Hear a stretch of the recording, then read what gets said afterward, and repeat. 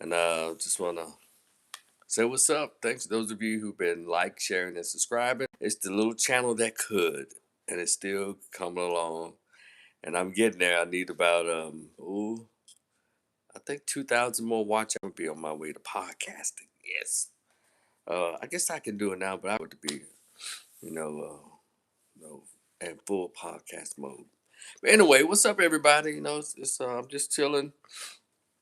I don't get up early in the morning per se, and I can just actually take a minute and take my time and talk about this particular issue that seems to be sweeping the country, or has been for the past week or so, and that is when the Supreme Court struck down number 2 section of the Voting Rights Act, and it says that hey, you can no longer draw district lines based on race. Okay, and so the the the red states went right to work, and guess what? The blue states went to work too. California, Virginia, Indiana, they all doing their thing. I don't know if Indiana's a blue state, but I know California is, and Virginia, they're blue states. They went right to work, and so one side is accusing the other of gerrymandering, and but doing it. If y'all have been paying attention to all of the news, not just one channel, they're both doing it. They're both trying to get power in the seats over the other. They've always done this. There's always been going on. But here's my gripe.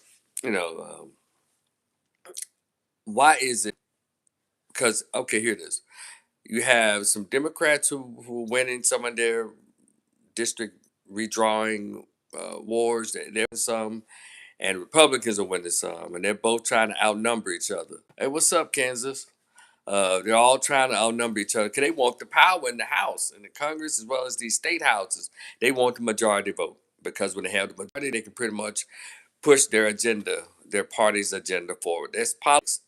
It's American politics. That's how it works.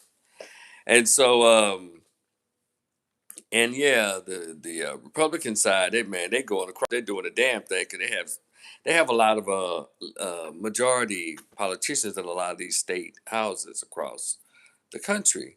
So the Democrats are crying foul because they're doing the same thing, but they're crying foul. But here's the part I don't like about it. See how I just looked at it? It is what it is. It's a power struggle. And the people are being used as pawns. So you stepping on our backs to try to get power. And y'all don't do a damn thing about it. And so the latest situation took place was in my home state of Tennessee. I'm from Memphis. And I'm a huge district in Memphis. Memphis is a majority black city. The accusations are flying. They're going across all of the cities across America to have majority black population. And it is true, they are doing it. Yeah. But see, to paint the narrative that this is Democrats, to paint the narrative that they're taking away your constitutional right to vote. That's not gonna happen. Mr. Travel Smart, what's up? How you doing? Um, to paint it as you're taking voting rights away from black folks, nah.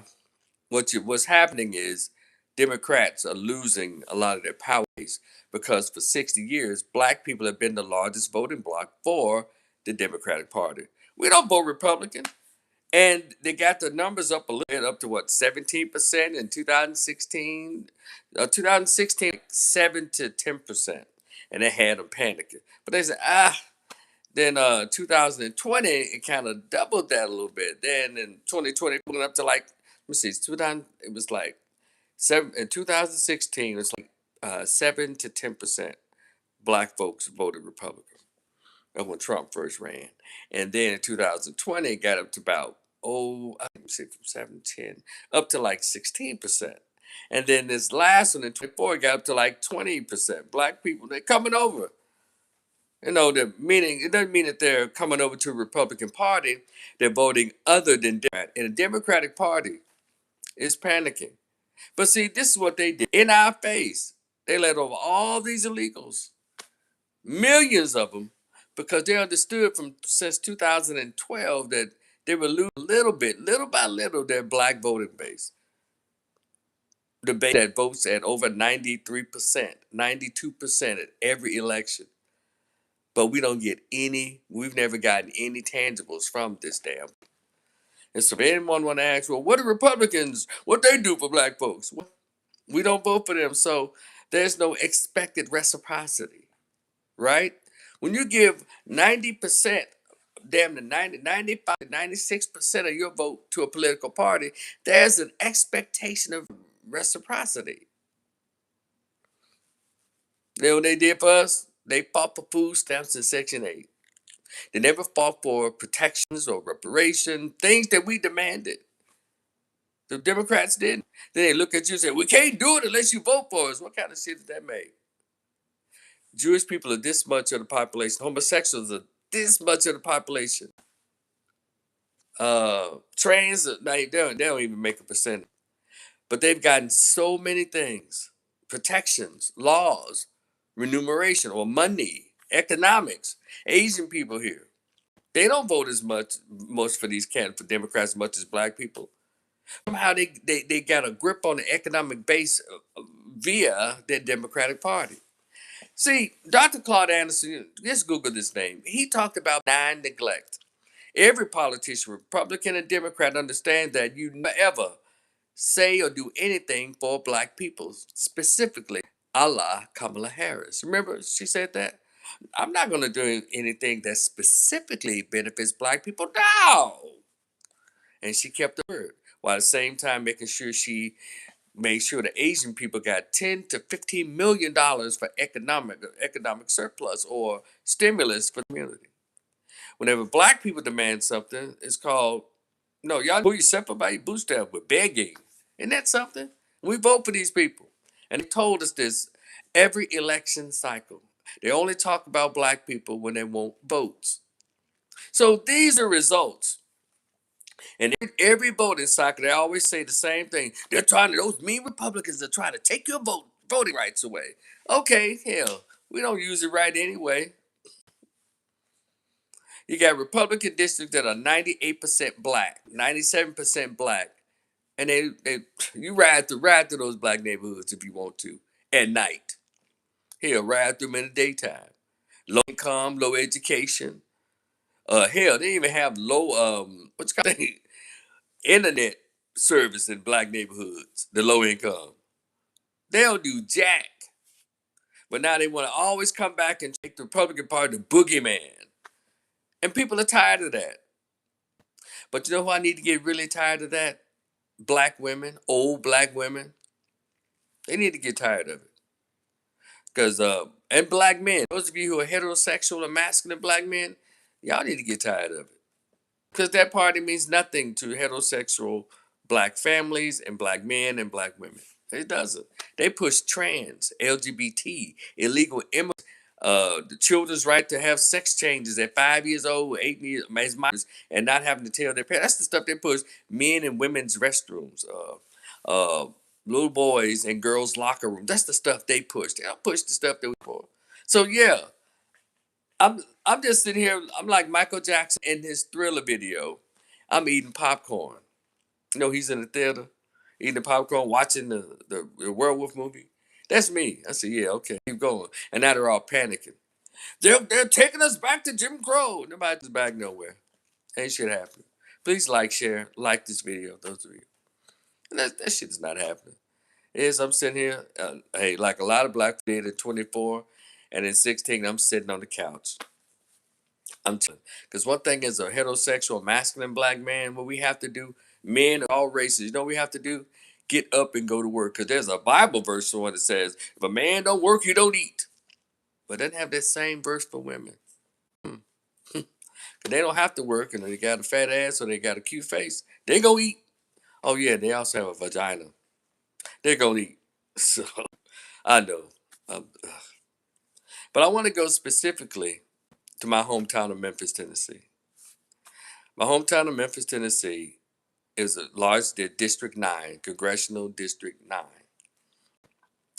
They took that black city and split it up in 3 different districts, meaning it made room for other people. They even included areas of that weren't even a part of our district at first.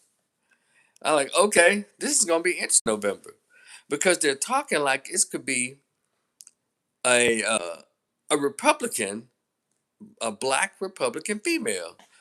And if you live in Memphis, you're from Memphis like I am, you'll know who that black Republican is. Her name is Charlotte Bergman. She's always run Republican. She's always stood her Republican ground, her conservative views. And of course, Black Memphis treated her like she was the plague, a virus. They treat her like she was the boogeyman coming to snatch kids away. And all she did was say, hey, we do this, do that. Do I agree with a lot of her views? No. But I agree with her right to be a conservative. And Memphis, I've always said Memphis needs some black conservatives there. But a Democratic stronghold. Shelby County, Tennessee is a Democratic stronghold. And yes, it is true. East Tennessee, which is where the state house is located, Nashville, they've always hated Memphis. Called all these disrespectful names like Little Memphis and all that kind of stuff. Oh yeah, they hate it. You know who's to blame for that? The citizens of Memphis, black citizens. Yeah, we can see racism all day long. But see, Dr. Claude Anderson has already talked about what is called inappropriate behavior. He has a video. Go check it out. It's called Inappropriate Behavior. There's another video that he has. It's called um, Exceptional People. Watch those two videos, and you'll know why I chill on the couch when it comes to nonsense like this. I don't get caught up in all that. Can't get me worked up, Democratic weirdos. And they are a bunch of weirdos. Um, just talk to my. You want to know how weird a Democratic politician is, or so-called Democratic professional black person who's a Democrat? Just ask them, hey, do you believe a man can get pregnant? And yeah, ask them that. And number two, ask them, would you define a biological woman? Would you define a woman? Just ask those two widows. Ask the Democratic politician or a Democratic or professional black person, working corporate America or has a college degree, master's, or whatever, law degree. Ask them if would they mind defining what a woman is, and can a man with a prostate have a monthly period, or can it get pregnant? And you'll see what I'm talking about. And so they're upset. Oh my God, they're all over the place. Oh my God, new Jim Crow, they're taking away our voice. Well, they've drawn a map in the state of Tennessee. They have 9 Republican congressional districts. What is it?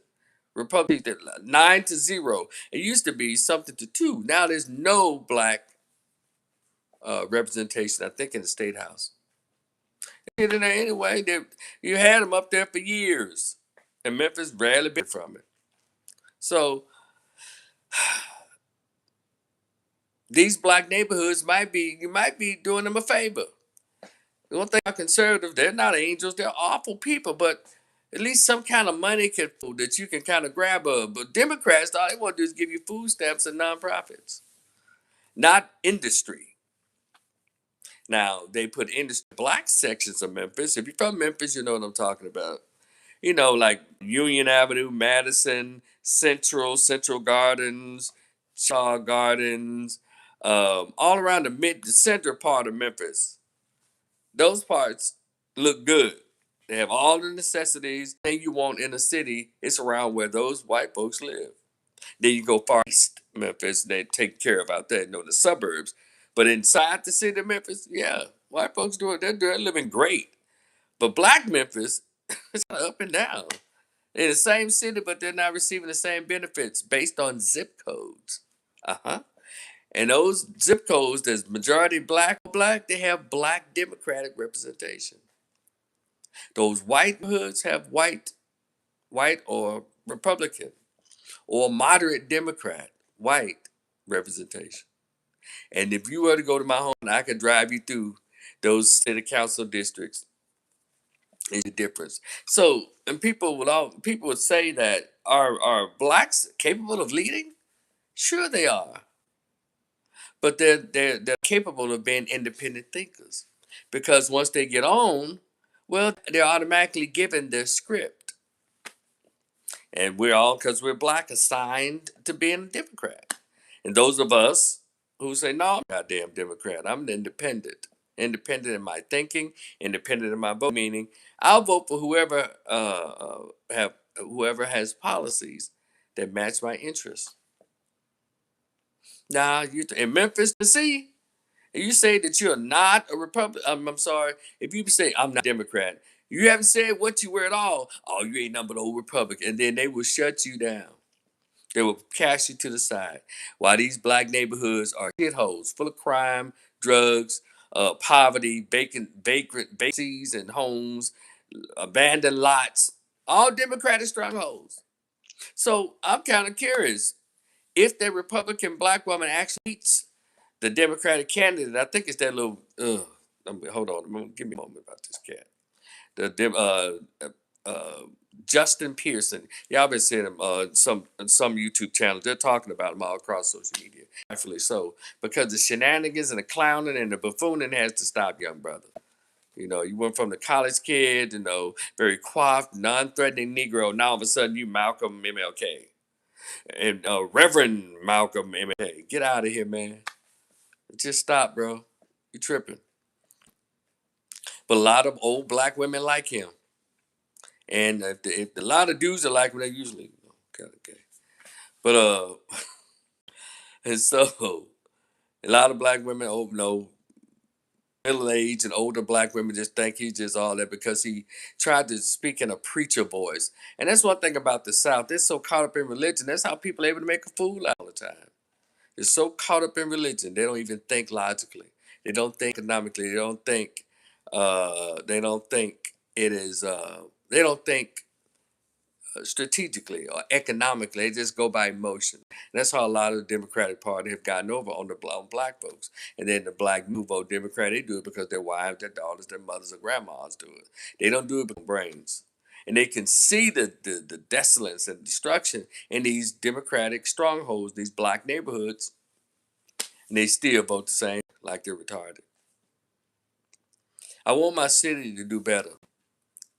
Uh, and if it can get a representative in Congress for that black district, well, once a majority black district split up into three, so I don't think it's a majority black district anymore. It won't be by November. And I'm interested to see what the outcome is because I certainly wasn't voting for the Democratic candidate. That black district, Memphis, has always had a black, well, it's always been Democrat, but it has never really had a black congressman. You want to know how? I'm gonna tell y'all. All right, in the 60s and stuff, white, and then in the late uh, 70s and the 80s, we got this what's that? You got what we call the Barge family of Memphis. They're called the Fords. They're all a bunch of very white looking, high yellow mulattoes. They pretty much took over the political scene in Memphis for decades. You still have some now in the city council, but for the most part, all the mulattoes, the Fords, who look like, I think they look lighter than Mariah Carey. Uh, and so, you know, it's like, yeah, light skin with the wavy hair and all that. Yeah, they're like the Arts family of Memphis. So they pretty much they ran the political scene for the longest, and people just worshiped them. And they don't have anything to show for it just because they was light skinned and look white. And so now, after them, see, it was the father, Harold Ford Sr. And then after his reign for about 15 or so years or whatever, his son was going to, it was in University of Michigan or Michigan State, who had no attachments to the blackness of Memphis at all.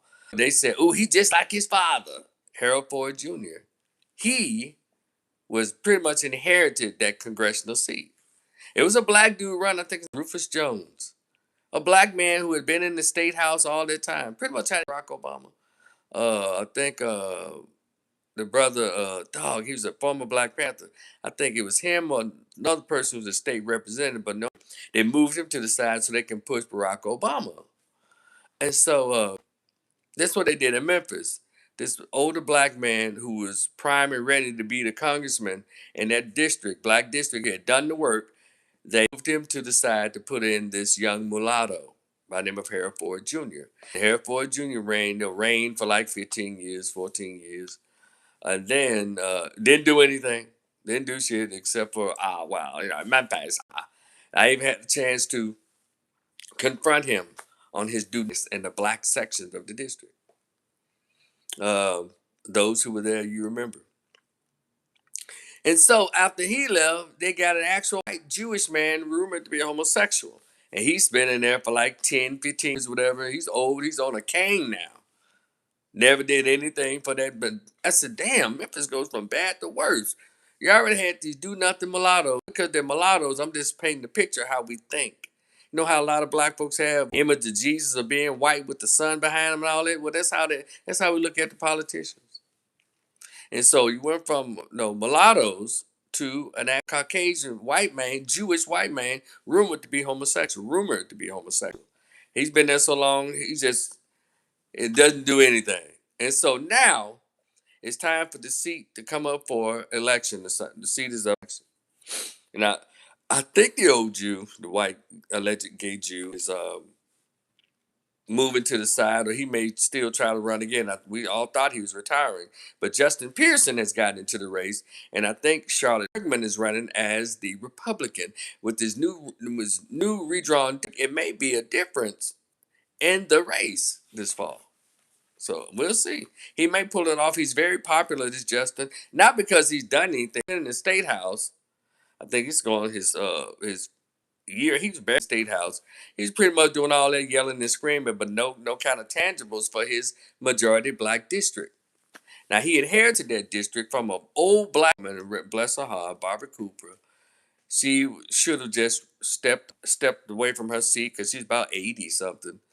But she passed away and it left the seat open to have an emergency election.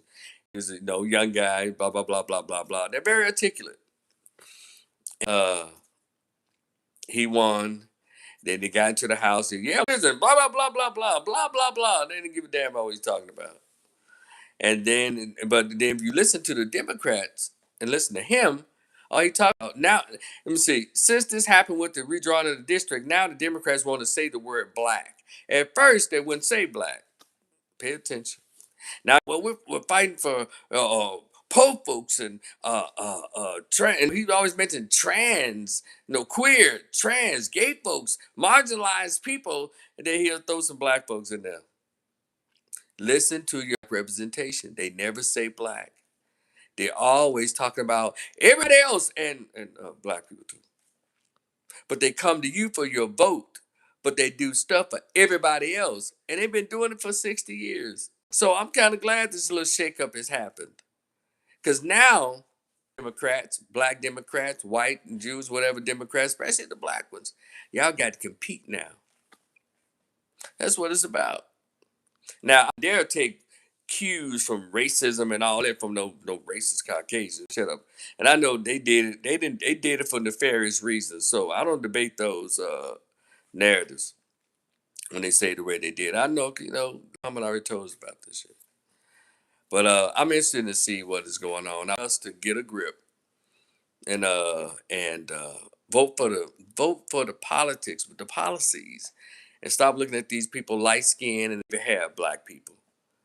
Listen to what they say specifically they're going to do for the majority of people who vote for them. That is black people, because they never specifically for black people. But this same party does something specifically for Asians. They've done a lot of things specifically for Hispanics. They've done a lot of things specifically for homosexuals.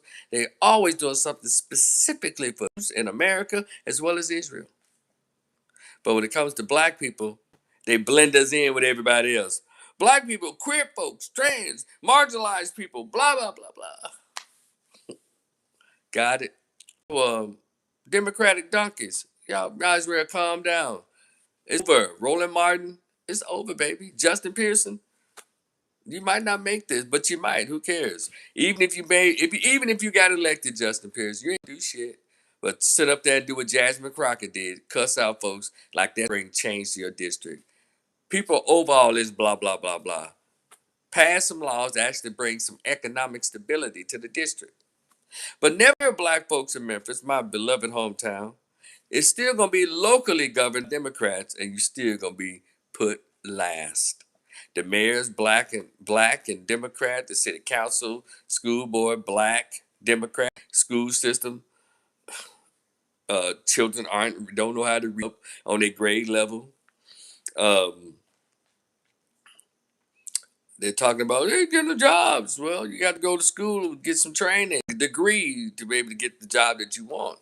Hell, go to trade school. Won't do that either. A lot of stuff that we can do when it goes under the banner of inappropriate behavior, which is a lot of things that black people do that's inappropriate under racism, white supremacy. Many things to be done that we could do, but it's changing your mind. Everything, it's funny how we've been here all this time and we still shocked by racist acts of racism. Oh my God, they did that. You've been here for 100 years. Oh, you stop caring about the history. Well, you only want to hear the history when a Justin Pearson or some other Democrat is telling you something that you could have read on your own, do research on your own. See, I'm a Dr. Claude Anderson kind of black dude. I'm a Dr. Henry Clark kind of black dude. I am a Malcolm X kind of black dude. I am a Dr. Frances Cress Welsing kind of black dude. I am a Dr. Julia Hare kind of black dude. I am a Dr. Joy LeGroux Leary kind of black dude. African Center Scholars. I'm a Dr. Ben Yakahanan, a brother Aswa Kwesi kind of black dude. That's me. I'm not, none of this stuff shocks me. Brother Neely Fuller, the godfather of teaching racism, white supremacy. He wrote a book called The Code. I got it on my library right there. Y'all need to get a copy of that. Hopefully, to start reading. You know, weigh your options. Make sure your vote means something. Stop automatically giving your vote to this one party. That's all. You can vote for whoever you want to, but it's time out for just making sure it's teed to a party, and that's what's wrong with them. Roland Martin's so mad and he's cussing folks out. He's so pissed. So I call everybody's a dumbass and a simple Simon. Just shut your roly-poly big stomach ass up. Just hush, bro. Don't nobody care about y'all. You and Angela Rye and Reed and Tiffany Cross and Van Jones and Barcari Sellers and Charles Blow. Ugh. Oh, y'all weirdos. Y'all are weirdos. And don't nobody give a shit about what y'all talking about. We don't. Because you set up there, y'all doing great. Don Lemonade. We don't give a damn about Don Lemonade. We don't care what they're talking about. All it is mongering, and we don't give a shit. The black community, the grassroots of FBAs have moved on. That's why I like the internet, because even our voices get to be heard. Because they get corporate sponsorship. They get TV shows broadcast all over cable news and all over cable and stream. Well, that's all we have is YouTube or Kick or TikTok and social media. They get to get on all of the corporate platforms and spew their scripts. But all the same folks is Hollywoodism, except for Justin. Justin lives in a black neighborhood, but the rest of them live in white gated communities. And also those Democrats, this is racism, Jim Crow. Most of them got white partners, or white wives, or white husbands.